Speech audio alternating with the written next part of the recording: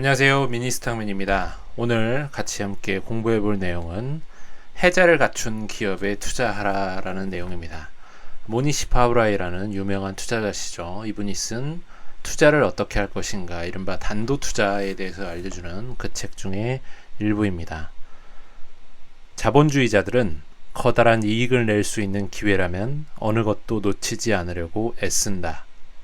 역설적으로 들리지만 이처럼 고군분투하는 과정에서 기껏 키워놓은 이익을 모두 망가뜨리기도 한다.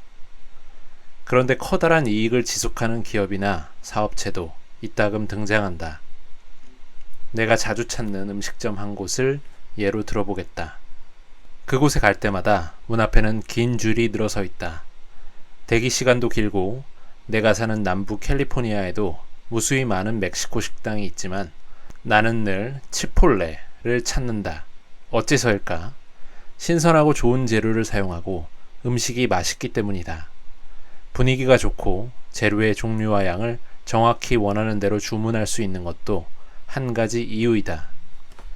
인근의 다른 멕시코 음식점과 패스트푸드점 주인들도 치폴레 현상을 잘 알고 있다. 치폴레의 인기가 달갑지 않은 이들은 무엇이든 해보려고 하지만 잘 되지 않고 결코 만만한 것도 아니다. 치폴레를 모방하는 것은 상당히 힘겨운 일이다. 많은 사람들이 시도하겠지만 성공하는 사람은 일부에 지나지 않을 것이 분명하다. 그 사이 치폴레는 계속해서 번창할 것이다. 더욱 많은 업체가 시장에 진입하더라도 고객을 빼앗기는 것은 치폴레가 아닌 다른 식당이 될 것이다. 13년 전 맨손으로 출발한 치폴레는 최근 500번째 점포를 열었다. 치폴레는 현재 위치에서 10배 이상 무난하게 성장할 것으로 보인다. 해외 사업 전망도 뛰어나다. 치폴레에는 견고한 해자가 있다.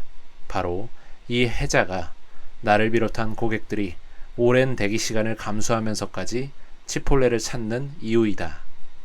치폴레가 통상적인 수준 이상의 이익을 창출하는 것도 해자 덕분이다. 이러한 이익 추세는 앞으로 최소 10년 또는 그 이상 지속될 것이 분명해 보인다. 우리 주변에는 깊은 해자를 갖춘 기업들이 있다. 아메리칸 익스프레스, 코카콜라, H&R 블록, 시티그룹, BMW, WD-40, 할리데이비슨, 오레오 쿠키를 만드는 나바스코 등 이름을 열거하자면 끝이 없다. 해자가 얕거나 전혀 없는 기업들도 있다. 델타항공, 제너럴 모터스, 쿠퍼 다이어, 인사이클로피디아 브리테니커, 게이트웨이 컴퓨터 등이 여기에 해당한다.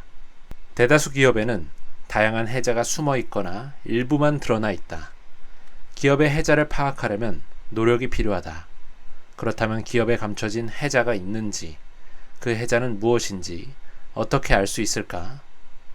그 답은 대개 재무제표에서 찾을 수 있다. 마을 C의 이발사처럼 좋은 해자를 갖춘 훌륭한 기업들은 투자한 자본 대비 높은 수익을 창출한다.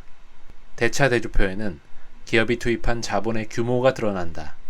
손익계산서와 현금 흐름표는 그 자본으로 벌어들인 수익이 얼마인지를 보여준다.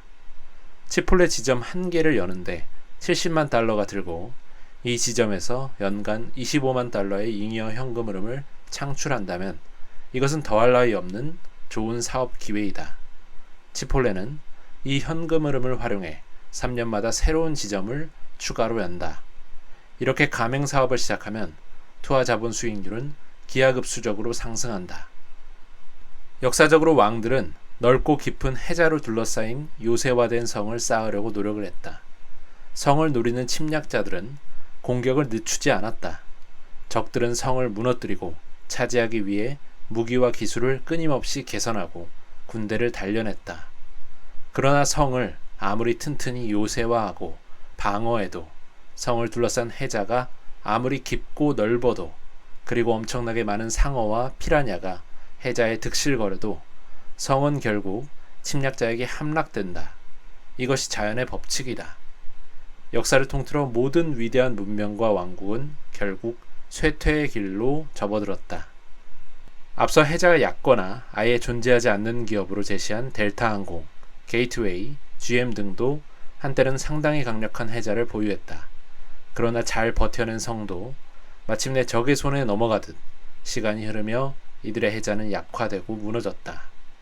찰리 먼거는 이렇게 말했다. 1911년 당시 뉴욕 증권거래소에서 거래된 50개 주요 기업 가운데 오늘날까지 살아남은 기업은 GE, 제너럴 일렉트릭 하나뿐이다. 경쟁에 의한 파괴의 힘은 이처럼 강력하다. 오랜 세월 역사가 보여준 사실은 기업이 그 소유주가 받아들일 수 있는 방식으로 살아남을 가능성은 미미하다는 것이다. 영원한 해자라는 것은 존재하지 않는다. 이베이, 구글, 마이크로소프트, 토요타, 아메리칸 익스프레스와 같이 현재는 적수가 없는 기업들도 모두 쇠퇴해 결국은 사라질 것이다. 좀 더 오래 지속되는 해자도 있다. 웰스파고와 아메리칸 익스프레스는 설립된 지 150년이 넘었지만 놀랍게도 이들의 해자는 여전히 강력하다. 하지만 딜레마가 있다. 100년 전으로 돌아간다면 주식시장에서 거래되는 방대한 기업들 가운데 이 두 기업을 선택하는 일은 없을 거라는 것이다. 반대로 블루칩, 그 중에서도 핵심 종목을 선택한다 하더라도 그 기업은 결국 기울어 사라지고 말았을 가능성이 크다. 1997년 아리드 호이스는 살아있는 기업이라는 흥미로운 책을 썼다. 호이스는 다양한 규모의 기업들을 대상으로 기대 수명을 연구했다. 놀랍게도 포춘이 선정한 500대 기업의 기대 수명은 평균 40에서 50년에 불과했다. 기업이 설립되고 포춘 500대 기업에 선정될 만큼 성공을 거두기까지는 25에서 30년이 걸린다. 이것은 곧 많은 블루칩 기업이 포춘 500대 기업에 이름을 올린 뒤 대개 20년 안에 완전히 사라진다는 것을 의미하기도 한다. 즉, 일반적인 포춘 선정 500대 기업은 목록에 오를 때쯤이면 이미 전성기를 지난 경우가 대부분이다. 견고한 해자를 갖춘 기업이라고 해도 영원히 살아남을 수는 없다. 따라서 존 버 윌리엄스의 내재가치 공식을 적용할 때는 기업의 예상 존속 기간을 제한해서 적용해야 한다. 10년 뒤 현금 흐름 할인은 아예 분석하지 않거나 10년째 되는 해의 매각 가격은 그 시점의 현금 흐름의 15배를 또는 초과 자본이 있을 경우 현금 흐름의 15배의 초과 자본을 합한 금액을 넘지 않도록 추정하는 것이 최선일 것이다. 해자라는 것은 워런 버핏이 말했던 용어인데요. 해자는 옛날 중세시대 성을 보면 성 주변에 이렇게 울타리를 만드는 것처럼 깊게 홀을 파서 구덩이를 파서 그 안에 뭐 물로 채워둔다든지 아니면 함정에 빠져서 넘어올 수 없게끔 늪으로 만든다든지 하는 식으로 깊게 아주 깊게 해자를 만들어서 성벽을 오를 수도 없게끔 해놓는 그런 방어 수단이다라고 보시면 될 것 같습니다. 그래서 기업의 해자가 굉장히 견고하다는 것은 넘볼 수 없는 이 사업 모델이 굉장히 경쟁력이 있어서 넘보기가 어려운 브랜드력과 뭐 그런 여러 가지 것들로 인해서 다른 경쟁자들이 쉽게 따라올 수가 없는 그런 것들을 의미할 수 있을 것 같습니다. 근데 이 부분에서 굉장히 또 강조하고 싶은 그런 내용은 저자가 말하기에 아무리 견고한 해자라도 영원할 수는 없다는 얘기. 그렇기 때문에 길게 가는 해자가 있는 견고하게 길게 가는 해자가 있는 기업들도 물론 있긴 하지만 결국에는 언젠가라도 사라지기 마련이니까 장기 투자의 관점에서도 볼 수가 있겠죠. 그냥 무턱대고 계속해서 버텨내는 투자라기보다는 지속될 수 있는 해자를 갖춘 기업을 찾되 그 해자가 사라질 수 있기 때문에 꾸준히 같이 소통하면서 과연 해자가 유지되고 있는지 사업 환경이 변화되고 있는 건 아닌지를 또 따라가야 되지 않나라는 생각을 해볼 수 있을 것 같습니다. 오늘은 여기까지 하겠습니다. 모두 성공투자 기원드리고요. 좋은 하루 보내셨으면 좋겠습니다. 감사합니다.